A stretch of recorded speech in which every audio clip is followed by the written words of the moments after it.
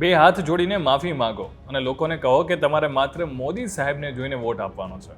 હવે આવું કોણે કહ્યું, કેમ કહ્યું, વાત કરીએ એના વિશે. તમે જોઈ રહ્યા છો વાઇબ્સ ઓફ ઇન્ડિયા. મારું નામ છે જયરાજ અને છોટાઉદેપુરના બોડેલીમાં પક્ષના કાર્યકરોને સંબોધન કરતા ભાજપ પ્રદેશ પ્રમુખ સી.આર. પાટીલે આવું જણાવ્યું હતું. હવે વાત કરીએ તો ગુજરાતમાં લોકસભા ચૂંટણીનું મતદાન ત્રીજા તબક્કામાં થવાનું છે, જેને હવે લગભગ 1 મહિના જેટલો પણ સમય બાકી રહ્યો છે. હવે આવા સમયે ભાજપના અત્યારે ક્ષત્રિય સમાજમાં આક્રોશનો સામનો કરી રહ્યું છે.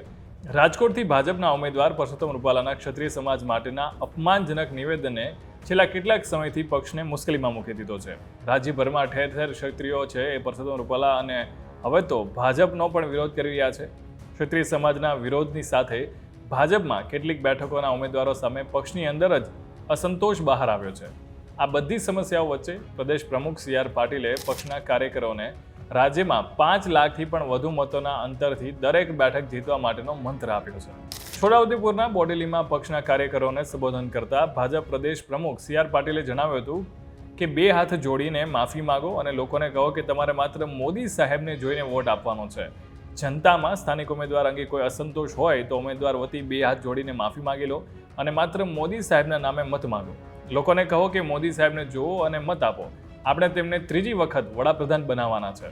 ગુજરાતમાં કેટલીક બેઠકો ઉપર હાઈકમાન્ડ દ્વારા ઉમેદવારોની જે પસંદગી મુદ્દે પક્ષના કાર્યકરો અને સ્થાનિક લોકોમાં ઉભરેલા રોષને કારણે અસંતોષ વચ્ચે સી.આર. પાટીલે પક્ષના કાર્યકરોને ઉમેદવાર માટે કેવી રીતે મત માગવા અને પક્ષને દરેક બેઠક પર 5 લાખથી કેટલી વધુ જીત મેળવી.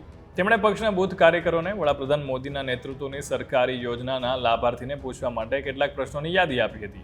આ સાથે નવસારીના સાંસદે ચૂંટણી પહેલા પ્રત્યેક મતદારની 5 વખત મુલાકાત લેવાની જરૂરિયાત પર ભાર મૂક્યો હતો અને પક્ષના કાર્યકરો માટે કેટલા કલાક સુધી અને કેટલા મતદારો પર કામ કરવાની જરૂર છે એના પર પણ વિગતો પૂરી પાડી હતી. તેમણે કહ્યું હતું કે પ્રત્યેક બૂથના 2 પાના પર કુલ 20 ઘર છે. પ્રત્યેક પાના પર 5 સમિતિ સભ્યો છે અને આ પેજ સમિતિ સભ્યો એ પ્રાથમિક સભ્યો કરતાં અલગ છે. પ્રત્યેક પરિવારમાંથી માત્ર એક જ સભ્ય પેજ સમિતિ સભ્ય બની શકે છે. આપણી પાસે નોંધાયેલા પેજ સભ્યોની સંખ્યા એ 74 લાખ છે. એટલે કે ગુજરાતમાં 74 લાખ પરિવારમાં એક સભ્ય એ ભાજપનું કાર્યકર છે. તમારે માત્ર તમારા પાના પર 10 પેજ કમિટી સભ્યોનો સંપર્ક કરવાની જરૂર છે. એમણે એટલું પણ જણાવ્યું હતું કે કાર્યકરોએ 7 મે સુધી 24 કલાક કરતાં પણ ઓછો સમય આપવાનો છે. તમારી યાદીના પ્રત્યેક 20 ઘરોની મુલાકાત લેવામાં તમારે 10 મિનિટ જેટલો સમય પસાર કરવાનો રહેશે. આમ તમારે દૈનિક માત્ર 200 મિનિટ જેટલો સમય ફાળવવાની જરૂર છે, જે દૈનિક 4 કલાક કરતાં પણ ઓછો સમય લાગે છે. તમારે મતદાન સુધીમાં મતદારની માત્ર 5 વખત મુલાકાત લેવાની જરૂર છે અને તેનો અર્થ એ થાય છે કે તમને પેજ સમિતિના પ્રત્યેક સભ્ય સાથે મુલાકાત કરવામાં કુલ 24 કલાક કરતાં પણ ઓછો સમય લાગશે. એટલે આ વિગતવાર વાત કરી હતી અને એક મંત્ર આપ્યો હતો કે જેથી કરીને દરેક બેઠક પર એ 5 લાખથી પણ વધુની જે લીડ છે એ મેળવી શકાય.